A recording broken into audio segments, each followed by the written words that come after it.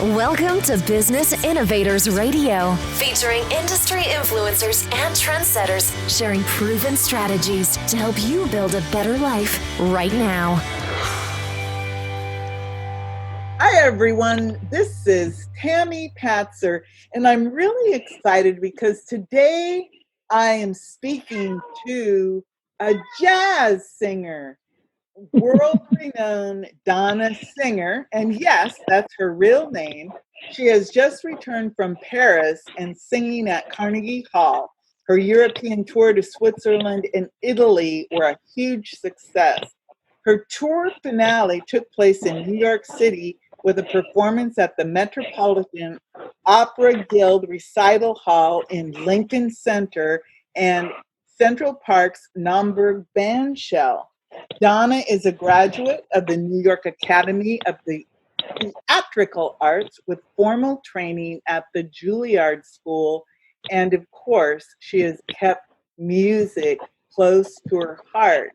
She was honored by Straight No Chase, a jazz show, as the Singer of the Year, backed by the Doug Richards Trio, for the Kiss Me Beneath the Mistletoe CD.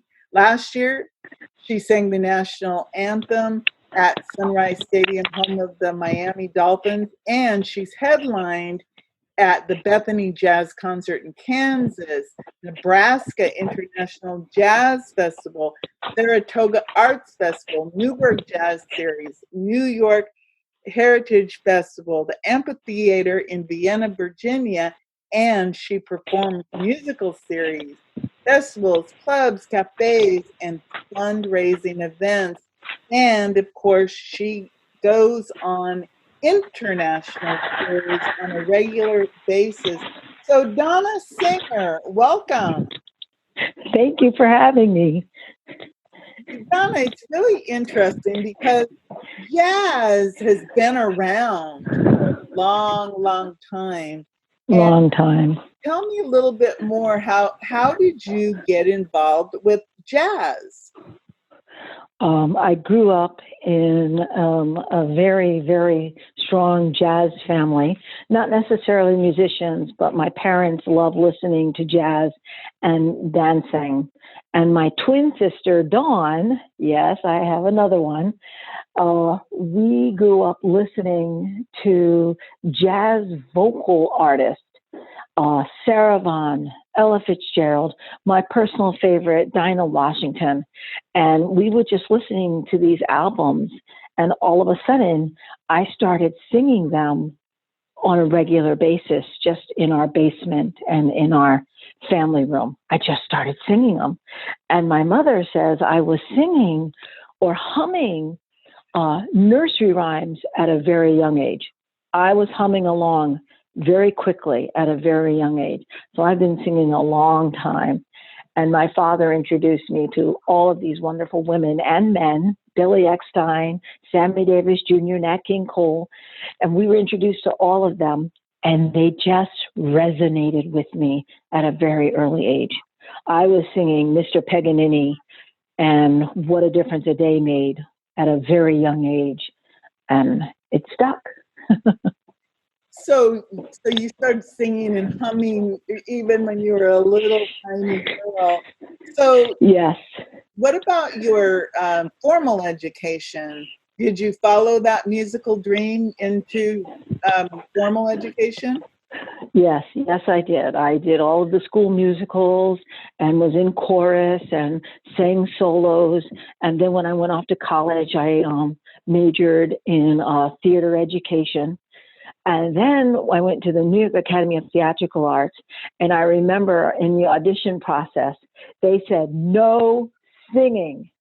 And I thought, well, what kind of an audition is this if I can't do a monologue with singing in it? And I sang a little bit from the tagline, and I did a little singing at the end of my audition. I got in. How can they say no singing when it's theatrical arts? I know, a musical. I think it's because they must have thought they'd get all these divas. And you also went to Juilliard also. Yes, I went to Juilliard as an adult. After I had graduated from the academy, I faced the real world and took a job and really put music to the background career-wise. And then I auditioned for Juilliard as an adult, and I got in to their night program, and stayed there a couple of years, and just said, "This is what I want to do."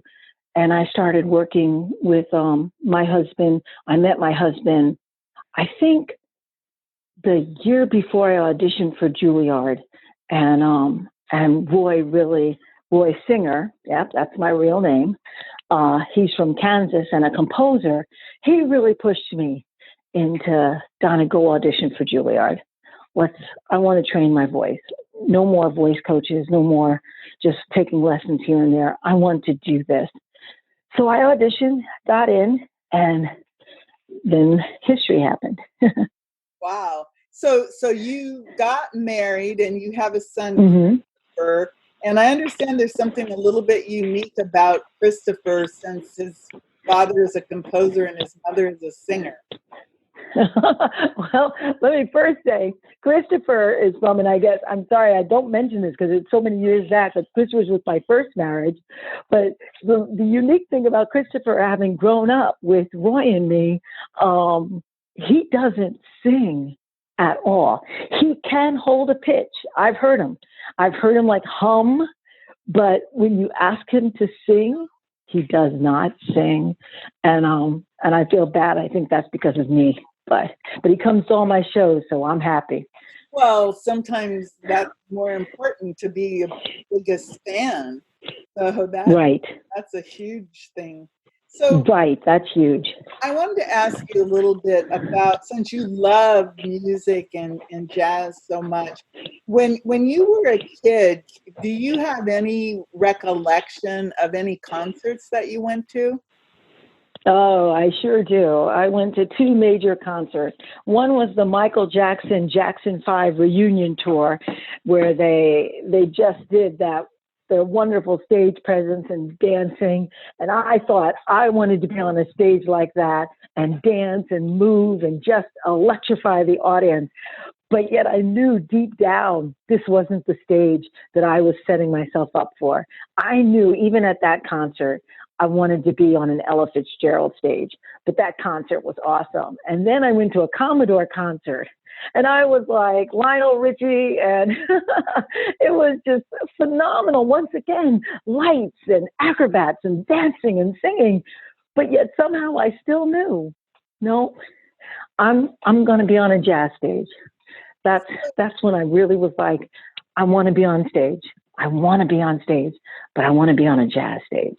So when you talk about the Jackson 5, Michael Jackson, the Commodores, and then you say, I want to be on a jazz stage, Mm-hmm. people like me, I don't have a lot of experience with a jazz stage. What is Mm-hmm. what is that? What is that? Well, I think of jazz, and I don't know if you ever heard the expression smooth jazz Yeah. or laid back jazz. Jazz is not pop and circumstance, pop and like, wow, and beat it. You know, jazz is not that. Jazz is smooth, and jazz is unique, and jazz is thoughtful. Like, I really like the way she interpreted that song. I like that. A jazz stage is when they sit there and they think about what you're doing, not just like, oh wow, I'm really into the lights and the flashing and the dancing, but they're really into the singing and the tonality. And I like what you did with that chord, and I like when you played with the piano. Jazz is thinking, and that's what I wanted. I love when I get a compliment for jazz. I love when someone says, I love the way you did that song, because I know they were thinking about it. They weren't just listening. They were thinking. Did that help? Yeah, because they're feeling it, and it's moving them to some eternal level. Wow. Yeah. Really Wow. exciting. So you have traveled the world, literally. You have been around the world singing jazz, and you Yeah. have been before huge audiences. Do you have any favorite times when you performed? Yeah, I do. I love singing in front of large audiences. I was blessed to be in jazz in June at the Nebraska International Jazz Festival. There were about 6,000 people there, and it was phenomenal. The electricity in the air, I mean, you could just feel it. We were all into it. We were all having a great time. But my favorite time is when I'm singing in a little nightclub down in the Village, New York City, and it's just me and the piano, or me and you in the third row, stage right. I like that. I like when I've got one person I know I connected to. I like that a lot. And you just feel that energy in that small room. Don't get me wrong. I'm grateful. I love the crowd in Nebraska was amazing. Kansas City, it was about 2,000 people.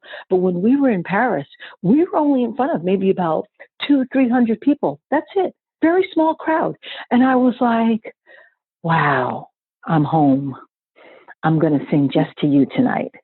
It was nice. That's beautiful. And Thanks.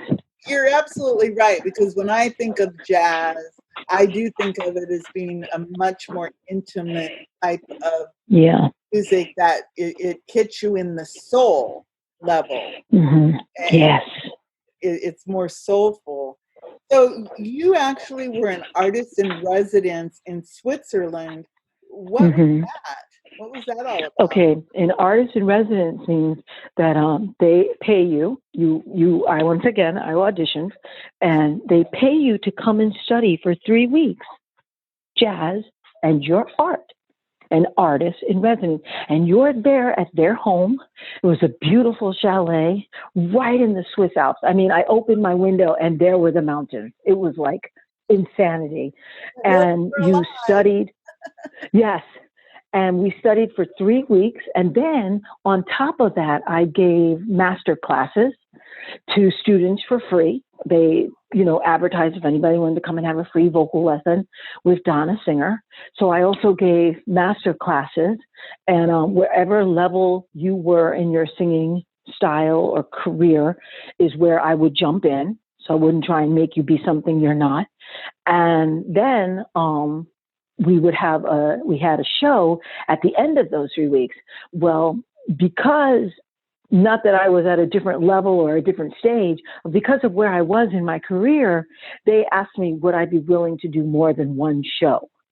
Because 3 weeks to study for a show that was already put together in New York, you know what I mean? It didn't necessarily have to be 3 weeks. I could put on a show one day after being there. I brought my trio over with me. My Roy Singer came over on piano. Hunter Isbell came over on bass. Bill Fleck came over on trombone. And I was like, and then we had a guest drummer there. And I was like, 3 weeks. Yes, I love being an artist in residence. I love studying my craft. But the reality is I could do more concerts for you. So we ended up going to nursing homes. We ended up going to, a nursery where nuns live. Monastery? I apologize. I can't think of the word, but where nuns live. We did what they call a place where the nuns are. So monastery? It might no. be like that. Okay. So we did a show there. We did a show at the hospital. So I ended up actually doing 7 shows in Switzerland. Then once we were engrossed in artist in residency, we then went over the border to Italy and did a few shows over there. And it was phenomenal. The whole experience was great. So even though I was an artist in residency, studying my craft, studying what I wanted to do with audiences, we ended up doing a lot more shows than most artists because our show was already put together. Does that make sense? Yeah, it does. Oh, okay. It's like you're saying that you brought your trio with you. You brought your team with you. Yes. And so you were ready to go. And so Yes. to go tour, and provide this jazz experience to people who probably would never have gotten that type of an experience. Yes, small villages. Some of our shows only had like 30 people in them. It was small villages where we would go. One show was in someone's living room. It was great. It was just great. But it was great being an artist in residency because then we could also work on new material. So my material is very extensive. I'm very fortunate. Not only do I do the great music of Ella Fitzgerald and Sarah Vaughan and so on and so forth, I've also incorporated Tina Turner. I've also incorporated Diana Ross. I was able to bring in artists from another generation in a jazz flavor, but yet still have some fun with it. So the artist in residency was really great. It opened my career tremendously to a whole new light, if that makes sense. Yes, I really can understand. Oh, good. Good. You're blending it. It's just like yes. what I do in my world is you take what it would call old school jazz and then blend it to come up with something brand new for today. Right. Right. And today, this is what people want to hear. Not everybody remembers Ella Fitzgerald and Dinah Washington. And that's okay, because I can introduce you to them, but then I can also bring in artists that you are familiar with and turn that into a fun jazz evening too. Yes, I really like that. So yeah. You recently moved to South Florida from the Catskills? Yep, from New York. Yeah. The Catskills were an hour and a half from New York City. So I actually worked in New York City and commuted. Oh, I see. And you worked with the Doug Richards Trio, and you actually created 5 albums with them? Yes. I met Doug at a small gig, and he just really spoke to me. The bass he played electric bass, not upright bass, because Doug had cancer and his fingernails came off. So he could no longer play the upright bass. So he played the electric bass, which is like a guitar bass. And I had never heard the guitar bass so strong and so perfect in a jazz uniform. I mean, some people are like, oh, that's not true form. That's not true form. It's got to be an upright bass. And all I can say to you is, no, it doesn't. Doug played with Erskine Hawkins of Tuxedo Junction fame. He played with Frank Sinatra, Sammy Davis Jr. He played with all the greats. And he was one of the greats who lived in the Catskill Mountains. So I just happened to hear him at a club. And I struck up a conversation with him. And he says, well, why don't you come sing a song up on stage? And I said, yeah, I think I will. So I sang Bye Bye Blackbird, Sammy Davis Jr., and the rest was history. He just brought his trio into the studio. We made the albums. And don't get me wrong, we didn't make the albums all in 5 weeks. It was over years of, collaborating and being together. And yeah, we made 5 albums. They charted on the NPR charts, on the college charts, and on Roots Jazz Music Station chart. So this new album that I've come up with, I'm very scared because it's my first album without the Doug Richards Trio. But I'm also excited. So you, speaking of this new album, what is the name of it? The name is Set Your Heart Free.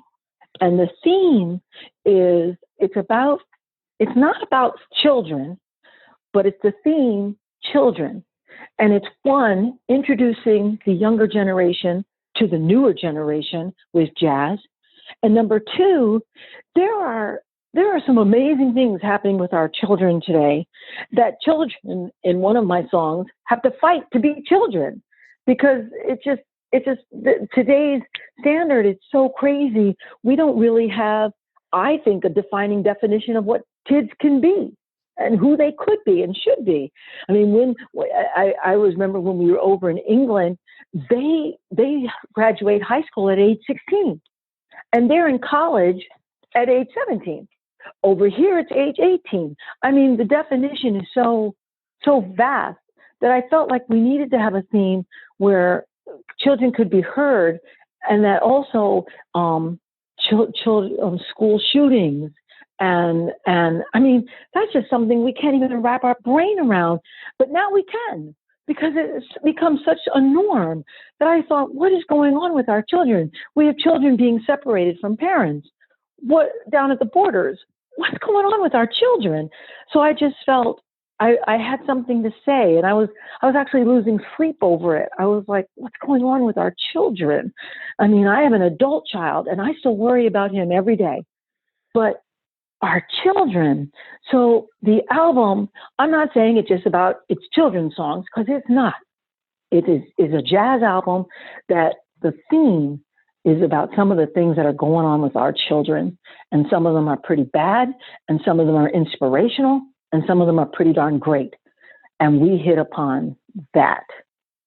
I hope that made sense. Are the songs, are you a composer, or are these okay? Very good. People? There are 10 original songs. 3 of them were composed by Orrin Levine, and his 3 songs, one touched upon leaving for school, one touches upon a school shooting, and one touches upon just a simple inspirational song. 5 of the songs were written by my husband, composer Roy Singer, with his writing partner Mitchell Usher. And those songs are complete inspirational songs. Like, we're going to do this. We're going to make it. It's going to be all right. We're going to try.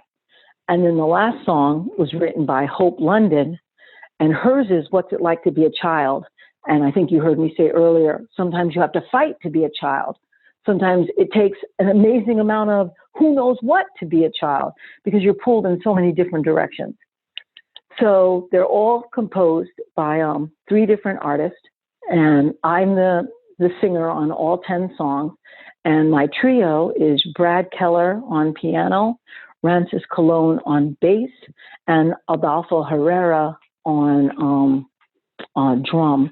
And it was mixed and mastered by 2-time Grammy Award winner Antonio Tahan. So we are going to submit it to the Grammys and see what happens. Well, that's really that's a phenomenal thing. So you're going to submit this new album to the Grammys, and then find out what happens. So when does this CD come out? May 1st, it hits the magazine stand, which means the magazines and the charts all want 20 to 30 days to review the CD before it hits street. So May 1st, it hits the magazines, and June 1st, it hits the streets, and July 1st, we submit it to the Recording Academy. I've got a plan. I hope the plan works. I really do. Well, that's really phenomenal, because like you said that it was produced by a 2-time Grammy. Is that? 2-time Grammy, Antonio Tahan. Okay. He's won an American Grammy and a Latin Grammy. Okay, so that's pretty phenomenal. And yeah, this is your 6th CD, right? This is my 6th CD. And the first 2, we didn't know enough about the Recording Academy to submit. The second 2 weren't ready. And so this is only going to be my 3rd time submitting a CD. It's all a learning process. I find if you don't really have someone to just tell you, and you have to find everything out on your own, you miss things. And I think this time, I'm telling you, Tammy, I got it. I think I've got it. We've just submitted to the Nielsen ratings for the Billboard charts, and we're submitting to the NPR charts. Like, I really feel like all my ducks are lined in the cows are in a row. They're in a row with I don't know what I'm trying to say, but I think I'm all set this time. Well, it sounds like it. You said that, you've got some phenomenal people are writing your songs. Yes. Yes. You have the phenomenal, your trio, and yes. that, and you have a 2-time Grammy Award winning producer. So it sounds like you're really on track. So I wanted to ask you a little bit more about since you've moved to the West Palm Beach area. Hmm. What's been going on? You come from New York City, and you're, into Florida, which is a totally Hmm. different environment, and I imagine New York City, like you said, they have the clubs, they have the Yes, I traffic. know. So how has that affected your musical life? Okay, well, it has been fantastic moving to Florida. I have hooked up with some of the best musicians. I just mentioned 3 on my album that I met by just going to clubs and going to hear jazz throughout the area, Fort Lauderdale, Miami, West Palm. And I've been able to introduce myself to many musicians. But what I think you might not know also about me is I sing with an 18-piece big band orchestra, and I sing with an 80-piece concert band. So I've had a phenomenal here in Florida. So I have had a phenomenal opportunity to meet many musicians who, Donna, can you come on this gig with me? Donna, can you come sing on stage with me? Donna, can you? So I have not stopped moving. And because I sing with an 18-piece orchestra, I've been able to really hone in on musicality, tonality, and really get a song across to an audience. Because when you have 18 musicians fighting to be heard and just one little singer in front of them, you better have your chops.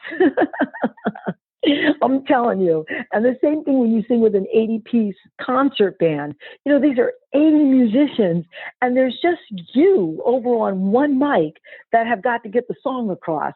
So I find, if anything, Tammy, I've gotten better. I love it here in Florida.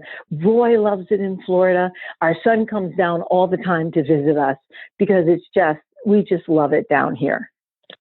Wow, well, that's really phenomenal. I did want to ask you about environment, because obviously we're not able to go out in large groups anymore.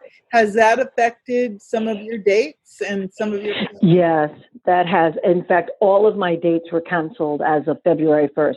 I was supposed to sing in Phoenix, New York City, and Scandinavia. We were to go to Denmark, Sweden, Finland, and Norway. And it was all, no, they weren't canceled. Yes, they were canceled for 2020. But I'm so happy to say all of them have been rescheduled for 2021. So I may not have anything for the rest of the year, because obviously we don't know what's supposed to happen. But for 2021, people have already said to me, you're coming then. So we're going to do Scandinavia in 2021. We're going to go back to New York. I was supposed to do a show at the Alvin Ailey Dance Company, Dance Theater. I don't know if you've heard of Alvin Ailey, a wonderful African-American dancer. Well, he has a theater in New York, I think on 59th Street or 57th Street, and we were going to do a show there, and that got canceled. Then I was supposed to do a show in Phoenix. That got canceled. So it's been hard. It's been hard having these shows taken away. But you know what? I've just been focusing on my CD. So maybe it all for a reason. Right. Here's a question. The other day, I actually read an article about, and I've seen it on TV, where some of these performers are like singing in the bathroom, on Facebook Live, or they're giving paid concerts on Zoom or Facebook. I saw that. Do you have any plans on maybe getting together with your trio somehow and doing any type of concert, or is that even a possibility? I'm going to be honest with you. I have not thought about it. I have not found myself in a position where I just have to share. I know a lot of musicians just have to be heard, and I don't feel that way. I also am very busy, so I haven't really thought about doing any concerts with a tip jar. People have asked me what have I been doing, and basically I've been responding to my fans via my Facebook page or on my website. My Facebook page is Donna Singer, at Facebook, please go and become a fan. And my website is www.donna-singer.com. And you're more than welcome to reach me there. And I also am on Twitter and Instagram under Donna Singer. So I've been finding myself actually connecting one-on-one with people I don't know, like you, who have said, Donna, what are you doing? And I'm like, hey, how are you? And we start a conversation that way. I'm not saying I won't do a Facebook Live. I'm not saying that. But right now, I don't see that in the future for me. Oh, that's phenomenal. So as the Grammy nomination gets closer and your CD becomes available, they'll start playing it on the radio, Yes. stations, and will people be able to buy it online? Yes, you'll be able to buy it online and you'll be able to listen to it.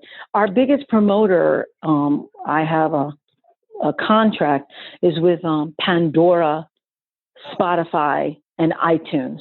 And I'm on all of them. All of my albums can be found on all three of those places. And this newest one, like I said, between May 1st and June 1st, they'll start hitting the major distributions. Because with the Grammys, you have to be distributed in order to supply. So I'm excited. I have a question related to the Grammys. Can your fans make any effect on that Grammy award, or is that an industry award? You know how? Oh, good question. That's a great question. It's a twofold question. Number one, they cannot. The Recording Academy is a closed group. Okay. I can vote because I'm a voting member of the Recording Academy, but only members can vote. But the fans can help because we are on the Nielsen ratings. We just registered for the Nielsen ratings. I don't know if you ever heard like how many people watched the last series of MASH. 3 million people. Yes. Well, that was the Nielsen ratings. Well, that's it. And so I'm on that. If people buy, because a lot of people are like, Donna, send me your CD. I'm like, but that doesn't help me. If you buy it, even one song, that goes to the Nielsen ratings. And if I'm on the Billboard charts, that obviously gets my name out there. And anything that gets your name out there, people in the Academy will remember. They're just like ordinary people. They are ordinary people. If they've never heard of Donna Singer, why should they vote for her? Oh, I remember. Donna came out in June with that great hit. Destination Jazz. So it's just like if you're voting on American Idol or The Voice or whatever program, it's if you're a fan then of Donna Singer and her CD drops and those songs, you want to go buy her album, her CD, or her song so that it helps you to move up in the Billboard charts, because that's it exactly. Okay. Great. Yeah, because we all know who Lady Gaga is, but I'm sorry, I never heard of Lady Gaga till when she got on the billboards. Yeah. Next thing you know, Lady Gaga's tune starts going up to #1. Then Donna heard of her. It's really that simple. So we're telling all of our fans and all of our friends, we'll probably start the campaign, because I have an ad coming out in 2 different jazz magazines, and the campaign will be go out and buy the CD, not go out and listen to her, or you can find her. But the big campaign push will be, if you buy the CD, that'll get me name recognition in the world, and hopefully that'll help Bruno Mars the same way. Well, the beautiful thing about your name, Donna Singer, is that you can remember. And I think that is important for people who love music or love their artists or love their singers. You do have to show that you love them by buying the music from a reputable site. And because that's one thing people forget. You know, we come from a world where everybody thinks everything is free, and they download things. But the truth is if you actually buy the music, it shows these right. That's it exactly. And is legitimate, and that their popularity is real and true. And right. That's really important, because in this time you can't go out and do these live events and concerts. So the only way for your fans to show you how much they love you is to actually buy your music and share it in that way by saying, hey, go buy Donna Singer's latest CD.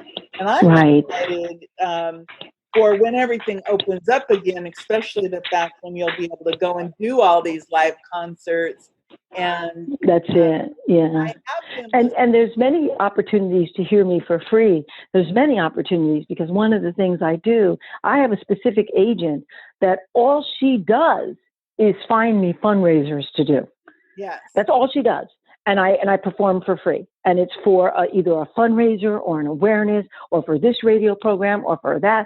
So you can always just go to my website where I'll always put whether it's a private event, whether it's a public event, whether it's a free event or a paying event. You can always find it on donna-singer.com where you can find me. And if you don't have the funds, no problem. I will tell you on my website where I am for free. Great. And yeah, you have done other interviews in the past, and I think I found some of your music on your website, some songs that were on SoundCloud. And yes, button and you play the song and it's right there. So and it's right there. Congratulations, Donna. Tammy, tell them about our collaboration. Our collaboration. Oh, okay.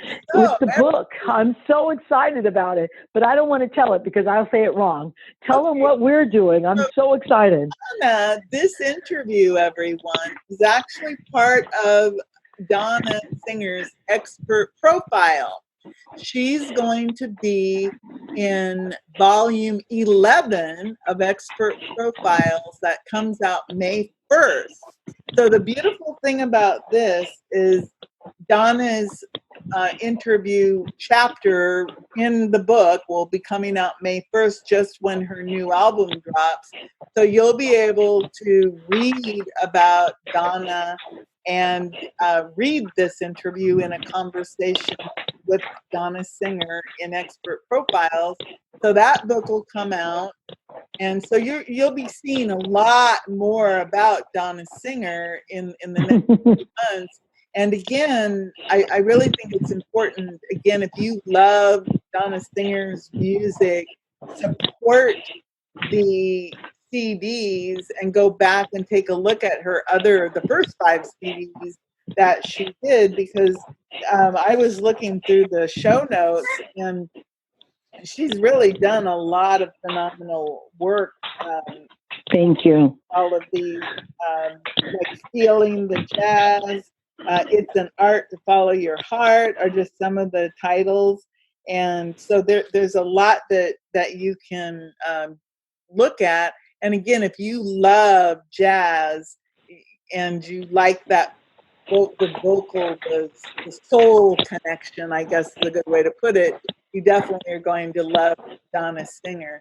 So Donna, before I let you go, is there anything else you'd like to add? Yes, I would. And I'm going to find it right now that working with Tammy, collaborating on this book has just been a thrill for me. It really has. But what I wanted to say was, hold on, Tammy, I'm sorry. I had it, but then I lost it. Here it is. I also was a collaborator on another book with Miss Lori Hunter with Single Parents, Today's Superheroes. And what I started to touch upon, Tammy, was that Roy is obviously Christopher's stepfather, and when I was younger, Christopher's father, who's not out of the picture, but he's out of my picture. I was a single parent for I can't even remember how long it was, and my story is in that collaboration as well. So I'm very excited about this new turn and of writing and just being heard. I guess that's the best way I could say it. I really am. I love that I'm being heard in this great new format, and I'm honored, Tammy, that you want me to be in your book, and that this interview will be in the book as well. So I guess that was the only other thing I just wanted to say. There's more to me that meets the eye. And thank you for inviting me on the show and giving me an opportunity to talk with you.